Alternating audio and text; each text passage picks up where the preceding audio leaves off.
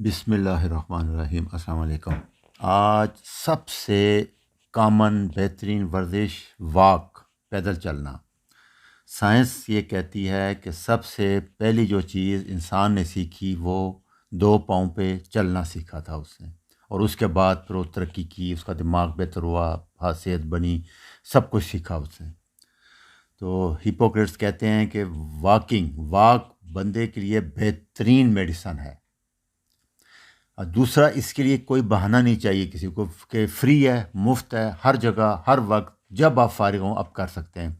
कोई मशीनरी नहीं चाहिए, कुछ नहीं चाहिए, इसलिए ये बेहतरीन है। अभी आप ये बहाना नहीं कर सकते इसके लिए कि जी जिम नहीं है, वर्जिश नहीं है, ट्रेनर नहीं है, फलानी नहीं। हर वक्त आप कर सकते हैं, किसी कर सकते हैं, मुफ्त है, और जितनी करेंगे उतना फ़ायदा है। तो ये इसके बेहतरीन फ़ायदे हैं, वो आज मैं बताता हूँ आपको। क्योंकि जब आप पैदल चलते हैं तो एरोबिक होता है जब ऑक्सीजन आप यूज़ करते हैं। बेहतरीन एक्सरसाइज है, इससे आपका ब्लड प्रेशर बढ़ता है, ब्लड सर्कुलेशन तेज़ होती है, और जिस्म को खुराक ब्लड के ज़रिए ही जाती है, ऑक्सीजन भी और खुराक भी।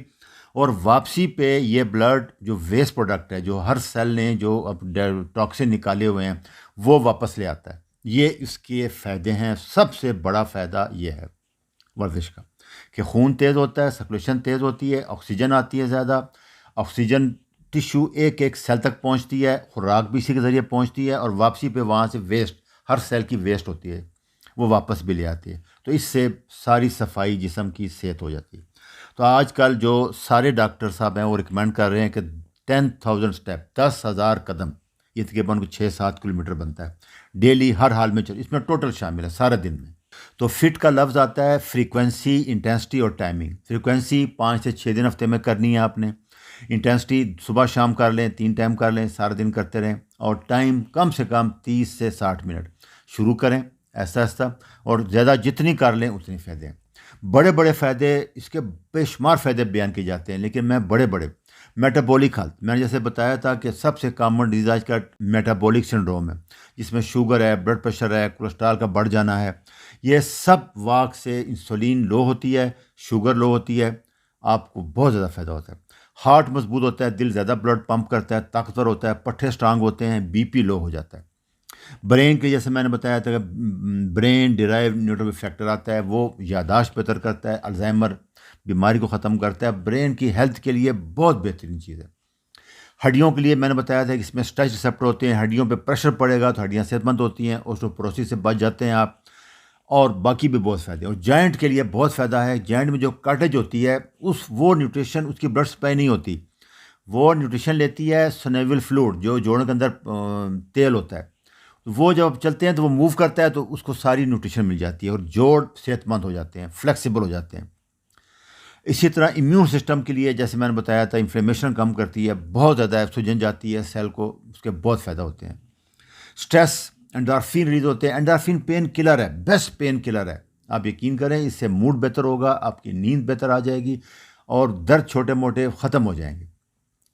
मसल की ताकत आएगी, मसल की टोन आएगी, मसल स्मार्ट होते हैं, इंसुलिन सेंसिटिविटी बढ़ जाती है। जब हम चलते हैं तो मसल इंसुलिन के बगैर शुगर यूज़ करता है। बॉडी बिल्डिंग में भी, वेट लिफ्टिंग में भी यही होता है। इसीलिए हम बार बार कहते हैं कि वेट लिफ्टिंग करें, वॉक करें, ताकि शुगर मसल यूज़ करें बगैर इंसुलिन के। हाजमा बहुत बेहतर हो जाता है इसमें। दूसरा फ़ायदा, कॉन्स्टिपेशन, कब्ज़ ख़त्म हो जाती है। ये उसके बड़े बड़े फ़ायदे हैं, मैं आपको बता रहा हूँ। वेट मेंटेनेंस में बहुत रोल है। देखें आप, जो आप वेट करते हैं, ऐसा ऐसा इसका महीना 6 महीने साल बाद रिजल्ट आता है। इसलिए ये फ़ौरन नहीं आप समझ सकते कि एकदम हो जाएगा।